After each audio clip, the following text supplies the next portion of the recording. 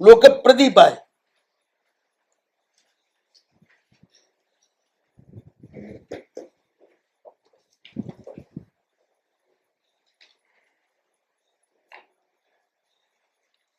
લોક આપણને બતાવવા માટે પ્રભુ દીપક જેવા છે.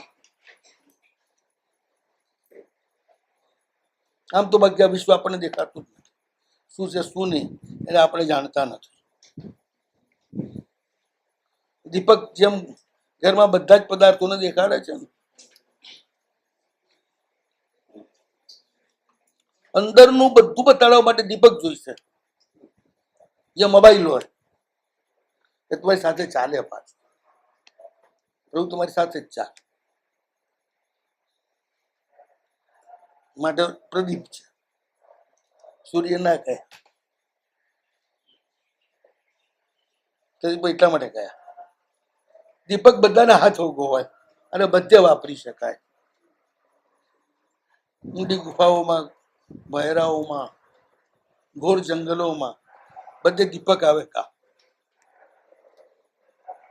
એને લઈને તમે જઈ પણ શકો.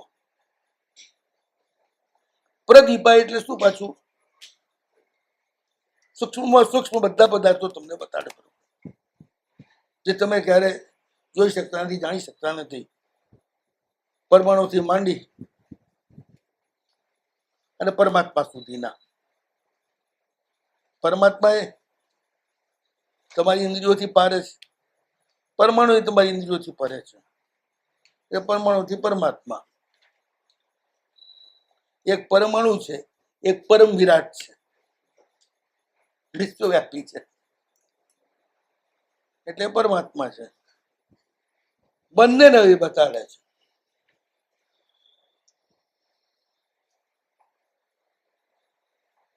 લોક પ્રદીપાય.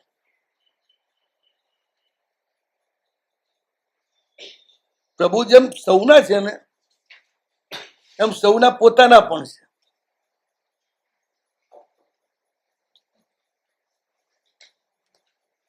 નામ જાય બધાના છે અને બધાના પોતાના પણ છે. પ્રભુ એક બધાના પર્સનલ છે અને પૂરેપૂરા પર્સનલ પાછા, અધૂરા નહીં.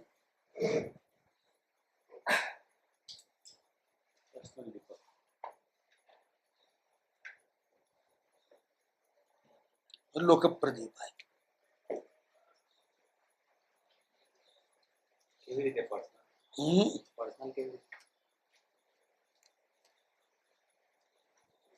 તમારા આત્માની જેમ.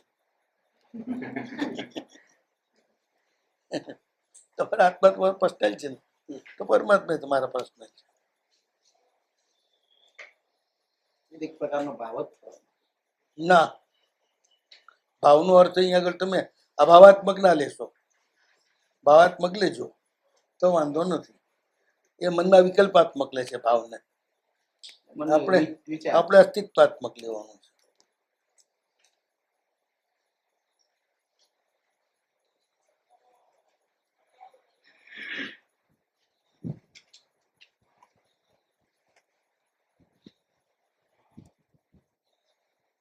તમે ભાવ કરો તો તમારા પોતાના, ભાવ ન કરો તો નહીં. તોય તમારા, તોય તમારા. એ તો મટતા જ નથી તમારા. મા બાપ છે ને, છોકરા માને તોય એના છે, ન માને તો એના છે. એ વ્યવહાર તો સ્પષ્ટ દેખાય છે. આ વ્યવહાર સ્પષ્ટ જ દેખાય છે. તમે જીવો છો માટે.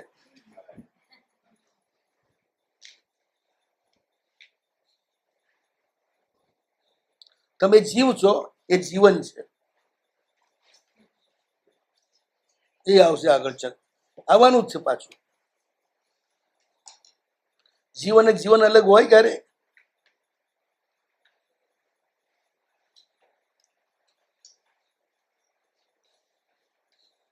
તમે આત્મા છો એ અસ્તિત્વ છે. આત્માનું અસ્તિત્વ અલગ હોય ક્યારે? આપણું પોતાનું અસ્તિત્વ તો છે. કર્મના કારણે, એટલે અસ્તિત્વ નથી. અસ્તિત્વ ક્યારે આપણું પોતાનું હોતું જ નથી. અસ્તિત્વ પરમાત્માનું જ હોય છે. આપણું તો વ્યક્તિત્વ જ છે.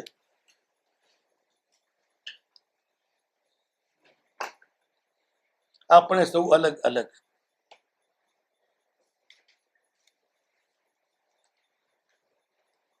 સાહેબ રહસ્યાત્મક બધી વાત કરે છે. તો રહસ્ય જ છે ને. અહીં ક્યાં આગળ આપણે આગળ અરહસ્ય કરવા બેઠા છીએ? નમો રમતાણમથી એ વાત શરૂ થાય છે. રહસ્યની જ વાત કરવાની છે. જે તમે જાણતા નથી એ વાત કરવાની છે. જાણતા એ વાત કઈ શું કામ તમારે અહીં આગળ? એમાં તો વધારે હોશિયાર છો મારા કરતા. ભગવાન પોતે પણ જેમની વાત તમે જાણો છો એ કહેવા તૈયાર જ નથી. જે નથી જાણતા કહેવા માટે તો આ સ્તોત્ર છે સક્રસ્તા. એ જાણો છો એ કહેવા માટે રચાયું જ નથી. આ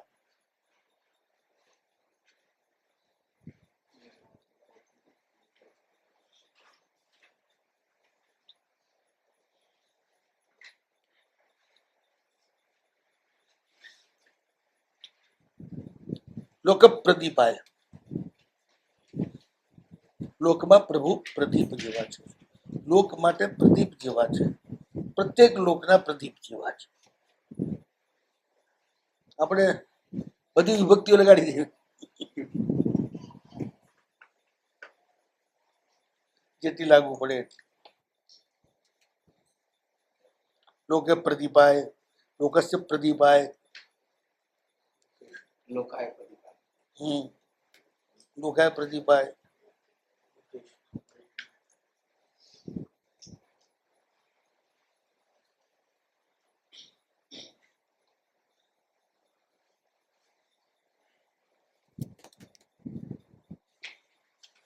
લોક એટલે પ્રકાશ પણ થાય.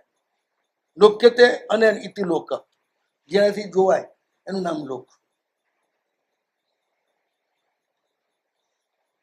પ્રકાશ માટે પ્રભુ પ્રદીપ જેવા છે.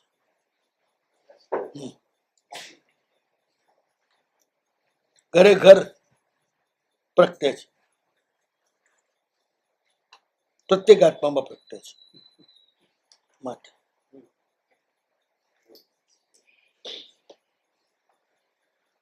લોક પ્રદ્યોત કાર્યણે.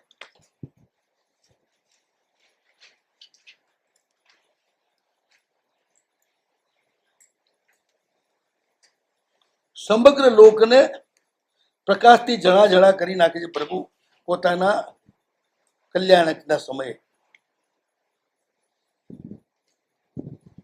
આખું વિશ્વ દિવ્ય પ્રકાશથી એ વખતે વ્યાપ્ત થઈ જાય છે. લોક પ્રત્યોત કાર્ય.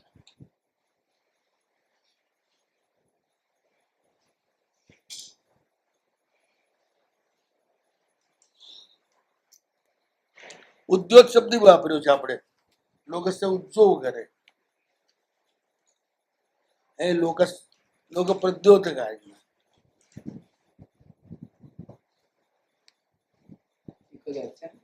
ઉર્દુગામી પ્રકાશ ઉદ્યોત, સર્વતોગામી પ્રકાશ પ્રદ્યોત.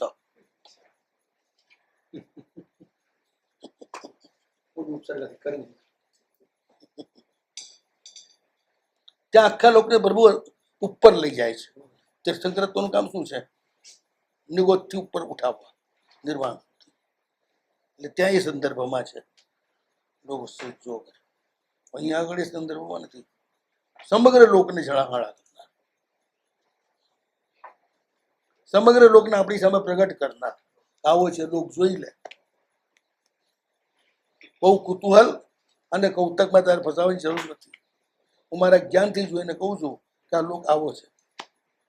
ભલે કોઈ ગમે તેવો કહેતા હોય. સમગ્ર વિશ્વનું પૂરું સ્વરૂપ પ્રભુ બતાવી દે છે. તમારી સામે આખું સ્વરૂપ ખડું થઈ જાય.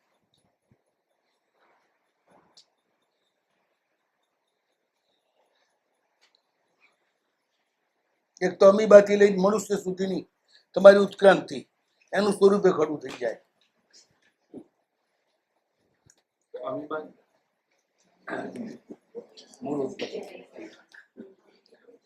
અમીબા એટલે નિગોર, એક કોષી જીવ.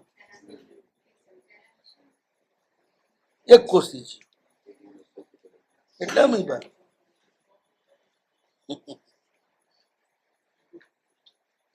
એવું જ છે ને બિચારા ડાર્વિન ને છે ને આત્માની ખબર નથી એટલે એને ઉત્ક્રાંતિ શરીરની માની લીધી એટલે ગડબડ થઈ ગઈ. શરીરની ઉત્ક્રાંતિ એને થતી જ નથી. એ થતી હોય તો પછી બધાની થવી જોઈએ. અત્યારે પણ કોઈ અમીમાંથી આગળના સ્ટેજ વાળા બનતા દેખાવા જોઈએ. માછલામાંથી માણસ થતું બી દેખાવું જોઈએ, વાંદરામાંથી બનતું બી દેખાવું જોઈએ. એવું એ કે દેખાતું નથી. કોક તો બનવું જોઈએ ને, જે આ રીતે જ બનતું હતું. કોઈ વહેલો થાય મોડો થાય પણ બનવું તો જોઈએ ને. પણ માણામાંથી માણા જ પેદા થાય છે, બીજું કશું પેદા થતું નથી ને. વાંદરામાંથી વાંદરું જ પેદા થાય છે, ઝાડમાંથી ઝાડ જ પેદા થાય છે.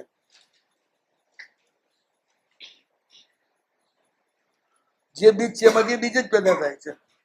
ઘઉંમાંથી ક્યાંય બાજરી પેદા નથી થતી.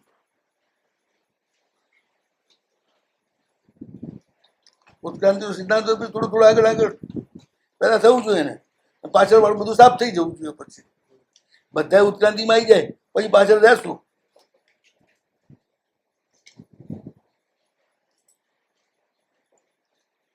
એટલે આ બધી વૈજ્ઞાનિકો વાત કરે અમે ઘણા પ્રશ્નો ઉભા થાય.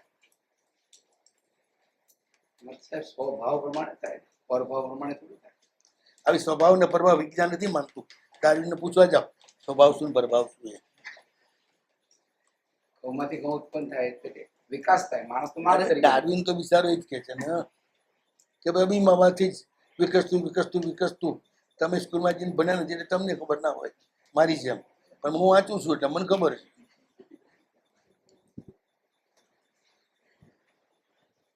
એનું ઉત્ક્રાંતિવાદ આ જ છે ને આખું. જે ભણીને આવે છે બધાને ખબર છે.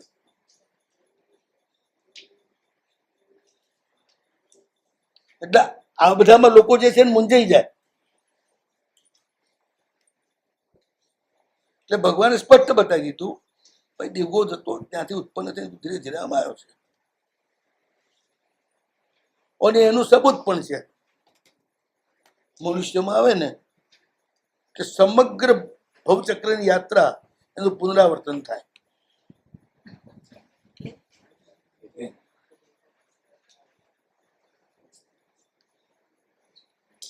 માતાના ગર્ભમાં આવે ત્યારે નિગોદની જેમ હોય,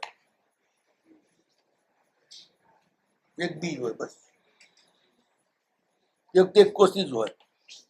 પછી વિભાજન થાય સ્ત્રી પુરુષ. ધીરે ધીરે વધતો વધતું વધતું વધતું. આ ડોક્ટરને ખબર જ હશે ને ઊંઘે છે.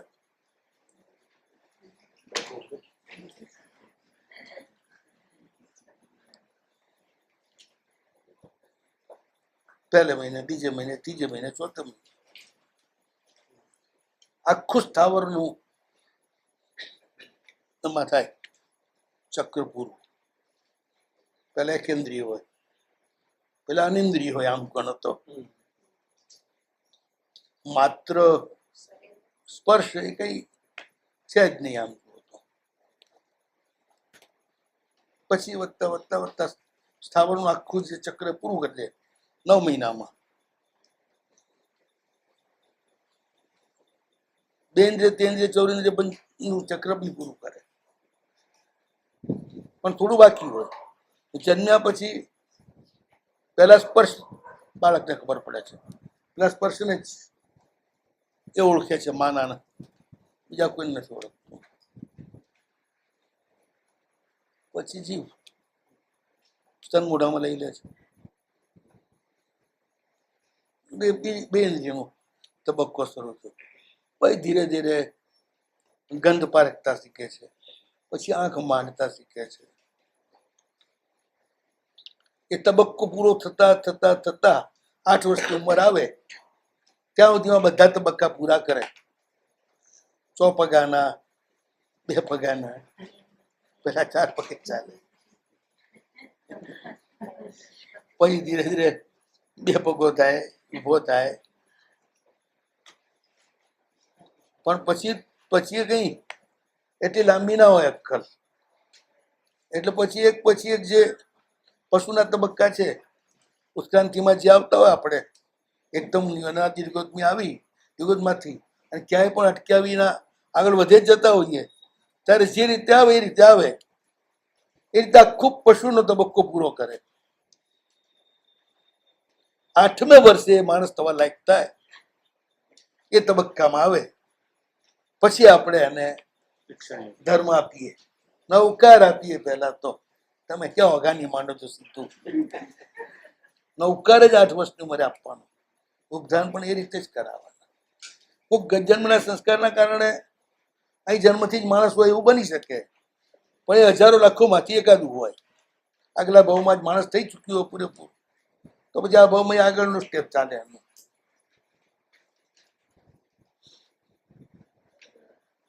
બાકી આ રીતે જ તબક્કાવાર ચાલે. 8મા વર્ષે નૌકર ન અપાય. ના, ન અપાય. પહેલા આપીએ ને તો એ વાંદરાને શીખવાડાય જેવું થાય, અને પછી આપીએ તો માણસને શીખવાડ્યું કહેવાય. માણસને શીખવાડેલું ભૂલે નહીં. વાંદરાને શીખવાડેલું છે ને એ લાલચ હોય ત્યાં સુધી જ ચાલે. હા, હા. જેવી લાલચ જાય એટલે વાંદરું ભૂલી જાય. આપણે જન્મતા નૌકારને સંભળાવવું. ક્યાં ના પાડી મેં? આપવાની હું ના પાડું છું, સંભળાવવાની ક્યાં ના પાડું છું? જન્મતા શું કરવા? બાળક ગર્ભમાં હોય ત્યારથી માં નૌકાર ગણે. સ્ત્રીનો સર્વશ્રેષ્ઠ પીરિયડ જ ગર્ભ અવસ્થા જ છે, જ્યારે બધા જ ધર્મ કરી શકે એક પણ અંતરાય વિના. જેટલા બાળક થાય ને એટલા લાખ નૌકાર ગણવા જોઈએ સ્ત્રી. તેનું છોકરો છે ને માણસ થાય, નહીં તો પછી આ નકલચી માણસ, નકલચી વાંદરો. હા, એટલે માણસની નકલ કરે પણ હોય વાંદરો.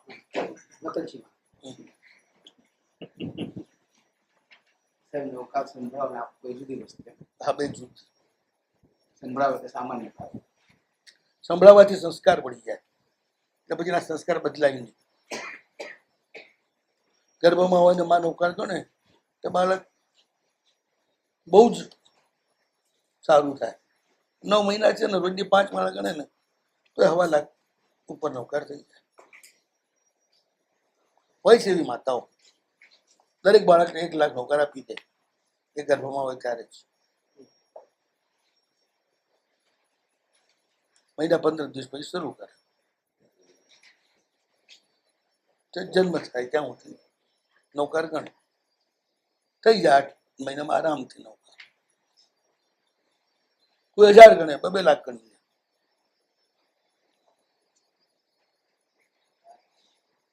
ખરેખર તો જ કરવા જેવું હોય છે સ્ત્રીએ. એટલે સાહેબ એ એના જે જન્માંતરના સંસ્કારો પણ બદલી નાખે.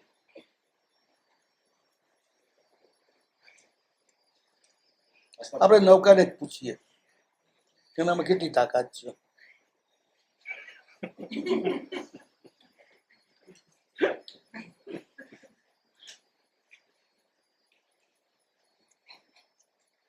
તમારા ગમે તેવા સારામાં સારા સંસ્કાર હોય ને એને કોઈક હલકા માણસના હાથે બનેલી રસોઈ એક જ દાડામાં ફેરવી નાખે.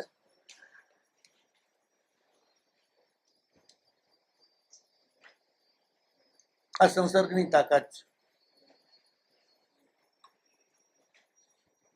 તેમ 55 રૂપિયા અતિ ઉત્તમ આલંબન એ તમારા નિગોદ સુધીના સંસ્કાર બદલી નાખે. નવ લાગે છે બનતા નરેક નિવારે, એમને એમ કહી દીધું. સંસ્કાર બદલે માટે જ કહ્યું ને. નિગોદ ને નગર 2ના દરવાજા બંધ થઈ જાય એમાં. દ્રવ્યથી પણ ગણે તો કે ભાવ? આ દ્રવ્યથી જ ગણવાની વાત છે, ભાવથી ગણવાનું તો ઇકોઈને મુખર્જીનો શાશ્વત માણસ સંસાર સાગર અવતારી નર્મદા. ભાવ નમસ્કાર આવે તો 2 ઘડી મુક્ત થઈ જાય. સામર્થ્ય નમસ્કાર એટલે એ જ તો, એ જ ભાવથી કહો કે સામર્થ્યથી કહો, બધી એક જ વાત છે. સામાન્ય ભાવ તો હોય, ભાવ ઉલ્લાસ. જો એટલું બધું ઊંડું તત્વ જ્ઞાન છે ને એની પંડિતોને જ ખબર હોય, મને ખબર. હું તો વાત એટલી સમજુ કે ઓછા ભાવથી કે વધારે ભાવથી લાડુ ખાય એટલે શક્તિ તો હરકી જ આવે.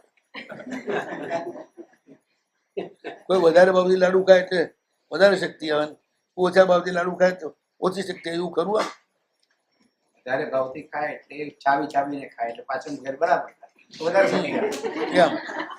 અને ઓછા ભાવથી ખાય એટલે સીધું એમને એમ જ નાખીએ એવું તમે માનો છો? ના રે, ના રે ના, એ વગર ભાનથી ખાય તો, ભાવથી નહીં. હા, ભાન વગર ખાય તો એવું ખાય થાય, ભાવની વાત નથી આમાં.